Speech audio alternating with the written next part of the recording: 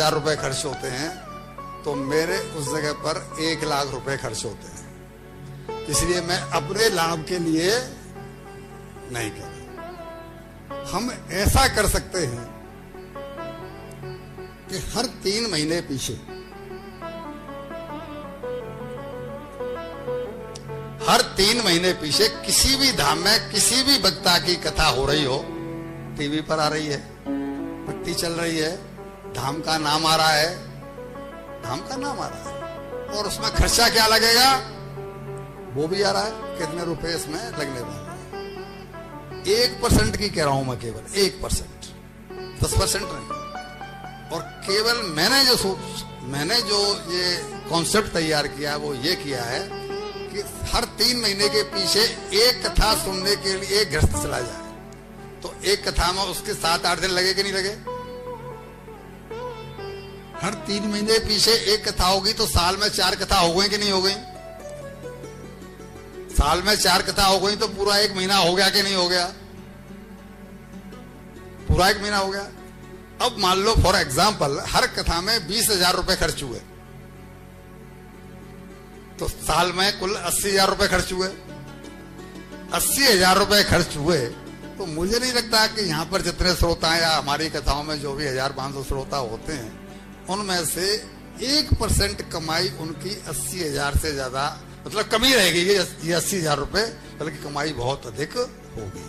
इसका मतलब 1% भी खर्चा नहीं हो रहा, 1 महीने आपकी तीर्थ यात्रा हो जाती है। और एक लाभ इसका यह है कि जैसे बंसल जी ने ये प्रोग्राम बनाया कि वैष्णो देवी में कथा करेंगे, तो 4 महीने पहले से ही इनके चित्त में आकर के वैष्णो देवी बैठ गई। बैठी कि नहीं बैठी? जिन्होंने 3 महीने पहले टिकट कराया उनके चित्त में वैष्णो देवी 3 महीने पहले आके बैठ गई, नहीं बैठ गई। जिसने 2 महीने पहले टिकट कराया, अब वो कह रही है अपनी जेठानी से कि मैं तो जा रही हूं फरवरी में। कहां? बोले वैष्णो देवी।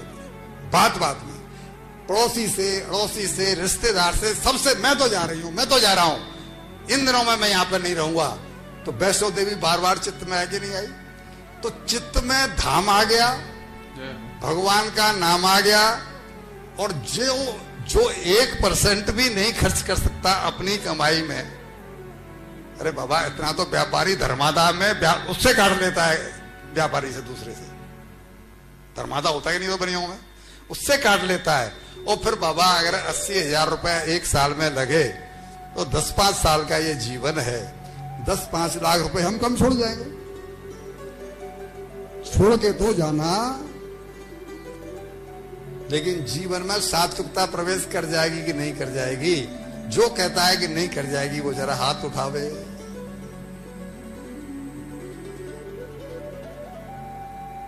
हमेशा चिंतन रहेगा कि वो टिकट 3 महीने पहले बुक होगी। जहां कहीं भी कथा हो रही है, आपने उनको फोन किया, जी आपके प्रोग्राम में हम चलना चाहते हैं, वो कहेंगे जी टिकट करा लो, पहुंच जाओ वहां पर, खाने पीने का, रहने का सब इंतजाम आपका हम करेंगे ही, ठीक है ना, इतना पैसा देना है। और आप जस्ट लायक, जैसे गाड़ी को हम गैरेज में बेचते हैं, गाड़ी को हम गैरेज में बेचते हैं कि नहीं बेचते? गाड़ी को अगर गैरेज में नहीं भेजें तो क्या गाड़ी हमेशा सुचारू रूप से चलती रहेगी? कहीं न कहीं तो बीच में रुकेगी, धोखा देगी। तो वही तो हमारे साथ हो रहा है। हमारा पैसा अगर धर्म कर्म में नहीं लग रहा है तो पाप कर्म में लगेगा। पैसे का स्वभाव है, मैंने बताया था कि पैसे की 3 गति है। शरीर को हिलाएंगे डुलाएंगे नहीं तो शरीर जाम हो जाएगा।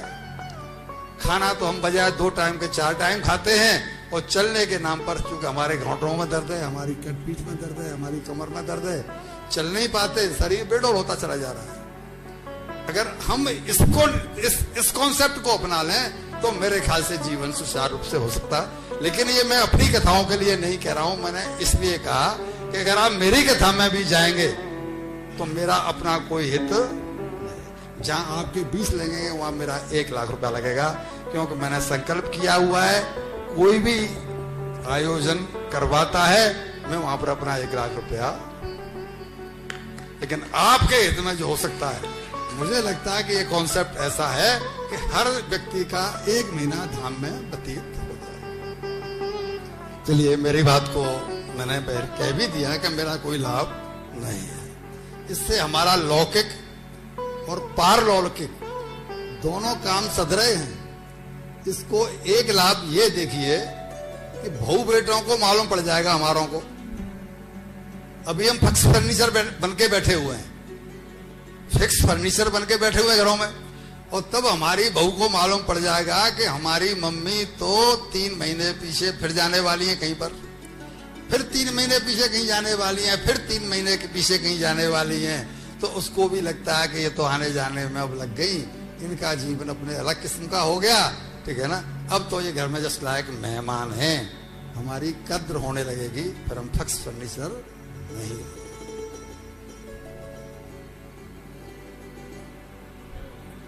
एक बात और, जिन लोगों का पैसा सत्कर्म में नहीं लगता उनके यहां लक्ष्मी तो आ रही है,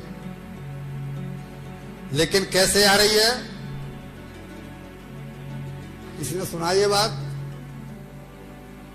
जिन लोगों का पैसा, कमाई तो भरपूर है, हर घर में पैसा तो आ रहा है, लक्ष्मी तो आ रही है, लेकिन जब अकेली लक्ष्मी आती है तो मालूम है काय पे बैठ के आती है? उल्लू पर। मोदी जी, लक्ष्मी की सवारी उल्लू है और भगवान नारायण की सवारी घरों में। हम जब ये कथा सत्संगों में इंटरेस्ट लेंगे, मीन्स भगवान नारायण के संपर्क में गए, अभी ओनली लक्ष्मी के संपर्क में है। जो लोग कथा भागवतों में नहीं जाते, लक्ष्मी के संपर्कों में, लक्ष्मी के संपर्क में है, इसलिए लक्ष्मी आ रही है, लेकिन आ रही है उल्लू पे बैठकर। और अगर हम कथा सत्संगों में इंटरेस्ट ले रहे हैं तो लक्ष्मी आएगी भगवान नारायण के साथ, और फिर आएगी गरुड़ के ऊपर बैठकर। ये लाभ हमें दूसरा मुफ्त में मिलने वाला है। लक्ष्मी गरुड़, लक्ष्मी उल्लू पर बैठ करके आएगी तो 2 साल में, 5 साल में, 10 साल में उल्लू ही बना देगी। उल्लू कैसे कहते हैं, कैसे बनते हैं? आप घरों में देखोगे, अधिक नहीं तो कम से कम 50% घर तो ऐसे होंगे कि बड़े बूढ़े चारपाई पे पड़े हैं, और चारपाई पे पड़े पड़े वो सारे दिन क्या करते हैं? बस ऊपर देखते रहते हैं, कहां जाएं, क्या करें। जैसे कि उल्लू, उसको दिन में दिखाई पड़ता नहीं, वो रात में अंधेरे में पड़ा पड़ा पड़ा पड़ा पड़ा पड़ा। ये छोटी छोटी बातें हैं, और वक्ता कोई इन बातों को कहेगा नहीं कि उससे डर है कि ये जो श्रोता बैठे हैं ना, ये नाराज हो जाएंगे। बात मैंने बहुत कड़वी कही है, लेकिन आपके और अपने हित की कही है, अपने हित की कही है। दूसरे श्रोता इसलिए नहीं कह पाते कि लोगों को बात बुरी लग जाती है। वैसे आप में से किसी को बुरी लगी हो तो मुझे बता देना, मैं उसके चरणों में लेट करके माफी मांगूंगा,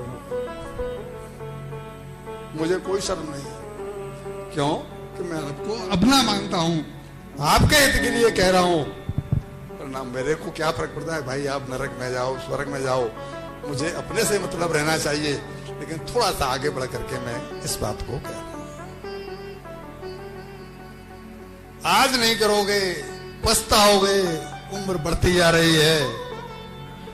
काल करे सो आज कर, आज करे सो अब, पल में परलय होएगी, बहौर करोगे कब, पता नहीं किस समय ये धुकधुकी चल रही है, धुकधुकी धुकधुक हो रही है, ये पता नहीं किस मिनट बंद हो जाए। सुना रहे थे 50 साल के लायंस क्लब के गवर्नर, रात को 11 बजे तक मीटिंग होती रही।